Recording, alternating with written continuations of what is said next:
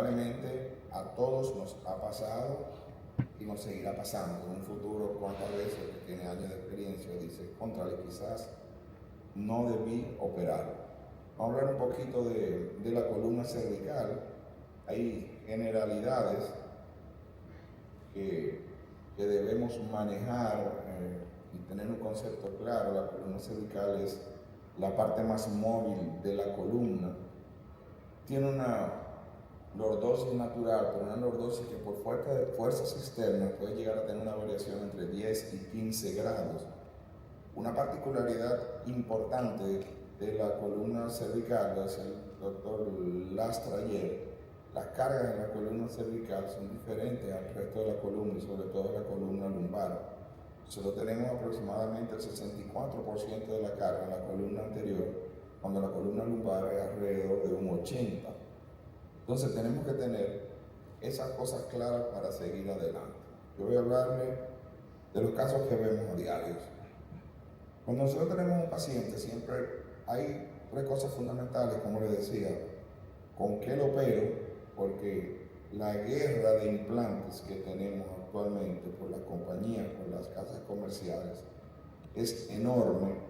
Los estudios que tú buscas, si haces una investigación detallada, siempre bromeo con Piero cuando me dice de un estudio, yo siempre le digo que puedo buscar otro confiable que dice lo contrario, porque los estudios son muy manejables dependiendo de cómo tú manipules y tomes las muestras. Entonces, al fin de cuentas, ¿qué es lo mejor? Y otro problema es hasta dónde llego, porque todo lo que vamos llegando a cierta edad, vamos a tener cambios degenerativos porque es la evolución de la vida misma. El síndrome del nivel adyacente no tenemos forma de eliminarlo, pero sí de mejorar considerablemente o disminuir. Vamos a empezar con los casos de un nivel. Yo personalmente cada día más utilizo las cajas ancladas. Prácticamente yo no utilizo caja y placa. Pero las cosas son tan variables que si ustedes han visto a una persona que ejerce cirugía de columna en Estados Unidos, dense cuenta que la inmensa mayoría de las veces ponen caja y placa. Y un día yo conversando con un colega le digo que por qué, y ustedes no van a creer la respuesta que él me dio dentro de la sinceridad y la confianza. Y me dice, siempre es un problema económico. Nuestro sistema de codificación, colocar la caja y colocar la placa, son dos facturaciones diferentes y es mucho mejor remunerado tanto para el cirujano como para el hospital y por eso hacemos. Las prótesis cervicales, veo allá afuera no le están promocionando. Dice Catolano, que todo el mundo lo conoce, que es la prótesis cara. Él tiene razón, pero no tanto. Siguen teniendo sus indicaciones. Muchos pacientes nos hablan de las prótesis cervicales como que es lo último y lo más nuevo. Te preguntan, doctor, usted no pone prótesis, vamos a hacer una prótesis, pero la prótesis cervical tiene más de 20 años que se inventó. Ha venido evolucionando, las nuevas formas y los nuevos materiales van disminuyendo considerablemente ese porcentaje de artrodesis futura, pero aún no han encontrado su nicho como tal dentro de la medicina. Fíjense que hay médicos que se apasionan con las prótesis, pero cuando usted ve un cirujano apasionado con una técnica, algo hay, eso no es posible y es algo que siempre tenemos que corregir, porque los cirujanos tenemos la tendencia de llevar al paciente a nuestra técnica o a nuestra técnica favorita o la que mejor dominamos, pero sigue teniendo su uso. Por ejemplo, cuando yo tengo dos niveles en un paciente joven con un nivel de degeneración articular muy bajo, ninguno, articulares íntegras, y sobre todo el poder adquisitivo, podemos considerar las prótesis. En dos niveles, sin ninguno de estos de más de 40 años, para mí es innecesario, porque el riesgo de fusión, sobre todo el riesgo de pseudoartrosis es alto. Tú puedes seguir usando igual las placas y las cajas, pero el problema es cuando tú tienes dos niveles no continuos, que vas a encontrar mucha controversia de cómo avanzar, si dejar fusionar ese nivel o dejarlo en el aire. Se lo voy a mostrar en varios casos diferentes. La tendencia fundamental es que si el nivel está sano, tú no tienes por qué operar. Obviamente, el nivel que tú estás dejando en isla o en sándwich, como dicen algunos artículos, tiene entre 2 y 3 veces más chances de degenerarse que el nivel adyacente clásico o tradicional. Pero al mismo tiempo en medicina no es recomendable hacer nada preventivo. Si las cosas fueran así, nos sacáramos el apéndice, todo lo que estamos aquí para evitar una apendicitis. 3 niveles clásicamente. Cuando iniciaron la caja anclada, que es algo relativamente reciente, yo recuerdo cuando llegaron aquí al país, no se recomendaban más de 2 niveles. Luego empezaron a recomendar 3. Y realmente la recomendación como todo en medicina no es absoluta del todo. Hay muchos factores que tú tienes que considerar y les voy a mostrar más adelante que incluso yo estoy usando ahora 4.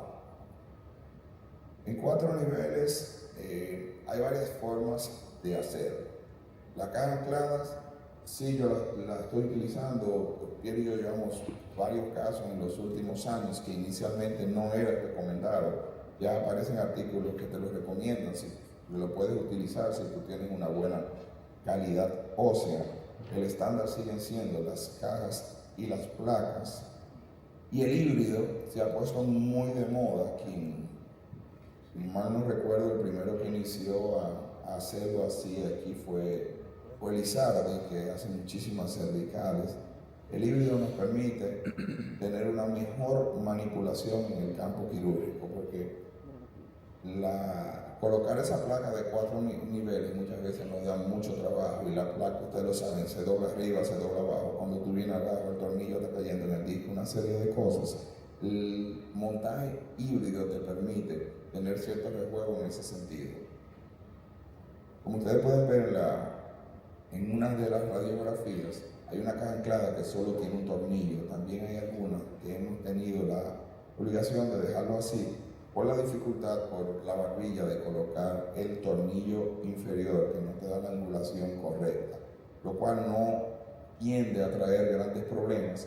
De hecho, tiempo atrás, recuérdense que se usaba la caja standalone. Yo nunca puse por temor, por miedo, pero no hay ningún inconveniente. Y haciendo esto, tú reduces considerablemente el trabajo, el tiempo y la manipulación de todos los tejidos cervicales. 5 niveles, no es frecuente, pasa.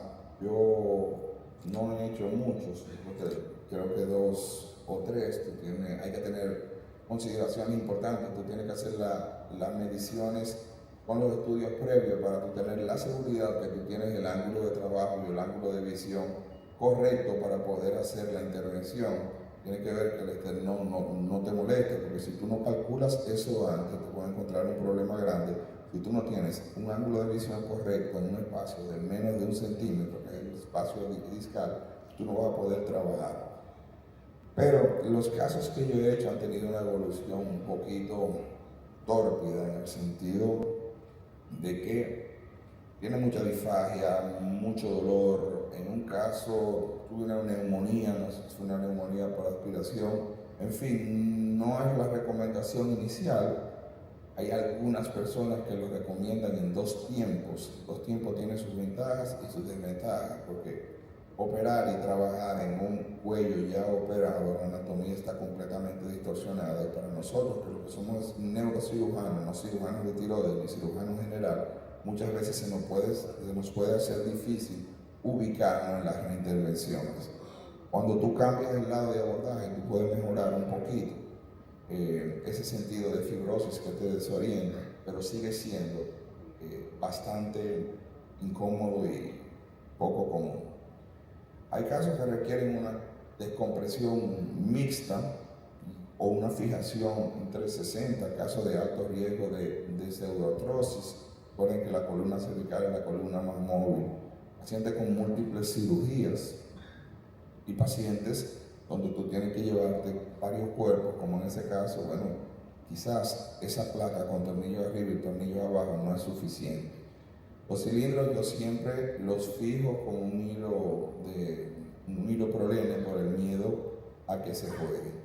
Yo tengo, como ustedes ven ahí en la gráfica, tengo muchos casos que tienen una compresión mixta con hiperseñal medular, que les he hecho abordaje 360, pero con una fijación solamente anterior, y las características de la calidad de hueso del paciente, de la alineación me lo permiten, y yo reduzco considerablemente la manipulación, los riesgos y el costo. Tú quitas dos láminas y fijas por adelante y en sentido general la evolución es favorable. Hay casos que solo lo operamos por vía posterior. Los casos donde tú tienes una compresión sobre todo por hipertrofia del ligamento amarillo, siempre la vía anterior es la vía de preferencia, porque es una vía completamente anatómica. Los pacientes se sorprenden cuando tú le dices que lo vas a operar por el cuello, pero al fin de cuentas, si tú analizas, tú lo único que corta es la piel, todo lo demás lo separa. Por eso es una cirugía que evoluciona y da tan buenos resultados. La laminoplastía a mí no me gusta personalmente. Yo encuentro que en el país no están las plaquitas ideales para la laminoplastía y las hemos hecho con la placa de maxilofacial y esto y aquello, pero la verdad es que se coge mucha lucha. A mí no me gusta, yo prefiero muchas veces Artrodesa, da buenos resultados, a John le gustan y ha hecho varias, pero no es mi preferencia. Pero hay casos en que tienen su indicación, sobre todo los casos que no queremos fusionar y tu compresión es puramente posterior. Hay consideraciones generales que debemos tener en las intervenciones cervicales. Ya yo le estoy haciendo sistemáticamente, prácticamente a todos, tomografía. La tomografía, quieran las ARS o no, porque entienden que el que tiene una resonancia no necesita una tomografía, todavía no logran entender, y es nuestro deber hacerle entender que son estudios diferentes, que uno complementa al otro y que dan informaciones diferentes. Pero encontrarse con sorpresas como esa es mejor cuando tú vas preparado para esto. Tener muchísimo cuidado con esos osteofitos porque tienden a lacerar la dura madre. A veces hay huesitos que se meten, que las rompen y eso es horrible. No hay pocas sensaciones desagradables dentro de lo que nosotros hacemos, como encontrar líquido cefalorraquídeo por vía anterior. El caso que yo muestro a su izquierda es un caso que quizás hubiésemos hecho una corpectomía y lo que quería ilustrar es que muchas veces podemos quitar los osteofitos y nos cabe en una caja, y si el paciente tiene buena calidad ósea nos evitamos quitar el cuerpo completo. Otra de las consideraciones generales, yo estoy usando monitoreo transquirúrgico prácticamente en todas mis intervenciones. En una disectomía simple es la única que no lo uso. Y si el perfil de la disectomía simple es un perfil exigente, como vemos en nuestra sociedad, también se lo solicita. Y si tiene que pagarlo, que lo pague, porque son instrumentos que la ciencia nos ha puesto en las manos para protegernos y para tener mejores resultados. Y ya en más de 2 niveles, yo le estoy pidiendo el monitoreo del laringio recurrente. Y otra cosa que quería mostrar dentro de esas consideraciones es que hay subsidencia de las cajas ancladas, sin repercusión clínica, pero yo lo he visto muy frecuente en los estudios de seguimiento a largo plazo. Porque yo prefiero la vía anterior, porque la vía posterior es completamente demasiado traumática. La atrofia de los músculos que tú tienes en la mayoría de los pacientes es enorme, y la musculatura cervical tiene una función importante. Yo pongo aquí el Clower, hay personas que lo utilizan todavía, ya eso no se usa, yo nunca he hecho uno, pero cuidado con los cirujanos jóvenes que tenemos la tendencia a crucificar lo que hicieron nuestros antecesores, sin darnos cuenta que lo que hacemos hoy es el resultado de lo que ellos iniciaron ayer. Yo pongo con esto que las canas se respetan, las cosas van evolucionando, pero tú no puedes condenar. Igual las laminectomías simples, yo llegué a hacer bastante, yo no soy tan viejo, pero las laminectomías cervicales sin ningún apoyo ya no están recomendadas, y el tamaño del injerto un injerto muy grande nos separa demasiado de las articulares y traduce un dolor, y un injerto muy pequeño puede salir. Es importante llevar a la casa, aquí está más o menos lo que les he dicho, hacer las tomografías. La alineación disminuye el riesgo de degeneración del segmento adyacente, pero al mismo tiempo lograr la alineación dentro de la columna cervical. En la práctica y en los estudios control, cuando tú haces esto, no es tan directa como nosotros esperamos. Por ejemplo, todas esas cajas ancladas que venden, la mayoría que hay en el mercado que vienen con lordosis, vienen con 7 y 10 grados de lordosis, pero realmente esos 7 y 10 grados yo no encuentro cuando hago las mediciones que se traducen en el paciente. Es una cirugía bonita, o sea, la cirugía, el HDF es una cirugía sumamente agradecida, partiendo de lo que le dije hace un momentico. Creo que el fundamento de esto es que nosotros seccionamos, tocamos muy poco tejido, solo, al fin de cuentas solo cortamos la piel, por eso los pacientes evolucionan tan bien, pero es una cirugía que puede tener consecuencias catastróficas. Nunca se la minimicemos al paciente. Tenemos que saber, nosotros trabajamos sobre la médula espinal, nosotros trabajamos entre la carótida, entre las yugulares, entre el laringe recurrente, entre el esófago, entre la tráquea, que están ahí a 2 centímetros. Entonces, aunque las complicaciones son poco frecuentes, no podemos caer en el gancho de minimizarla. Muchísimas gracias. Ese es el grupito que ha trabajado conmigo en todos estos años. Algunos hemos ganado libras, otros han perdido, algunos tienen más ganas, otros menos, y hay otros que se han venido añadiendo en el camino. Muchísimas gracias y felicidades.